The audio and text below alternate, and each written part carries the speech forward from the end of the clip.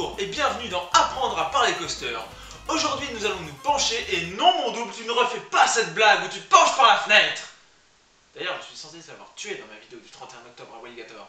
Comment as-tu ressuscité? Aujourd'hui nous allons parler du loop ou encore looping en version lambdatisée, mais certainement pas une loupe. Un loop est une inversion. Non, pas ce style d'inversion. Pour faire un rapide point, une inversion désigne une figure où les passagers sont mis à l'envers, la tête en bas. Il en existe aujourd'hui de toutes sortes, de plus en plus complexes, de plus en plus tordus, mais il a bien fallu commencer par quelque part. Les Cobra Roll n'ont pas poussé au milieu de rien. C'est en 1848, en France, qu'est né le premier loop sur le Centrifugal Railway. Plusieurs modèles similaires sont nés au début des années 1900, comme le Flip Flap Railway ou le Loop the Loop, tous les deux à Coney Island. Et ces premiers loops étaient parfaitement circulaires et avaient un léger petit souci de produire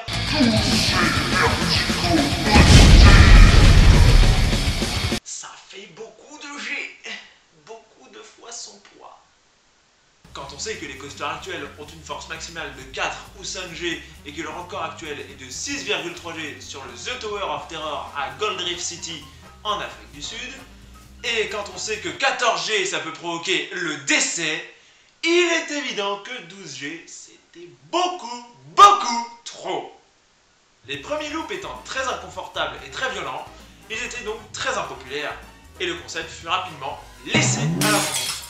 C'est en 1976 que le designer Anton Schwarzkopf, oui Schwarzkopf comme le shampoing, Anton Schwarzkopf redessina un coaster avec un loop, et celui-ci fut une révolution.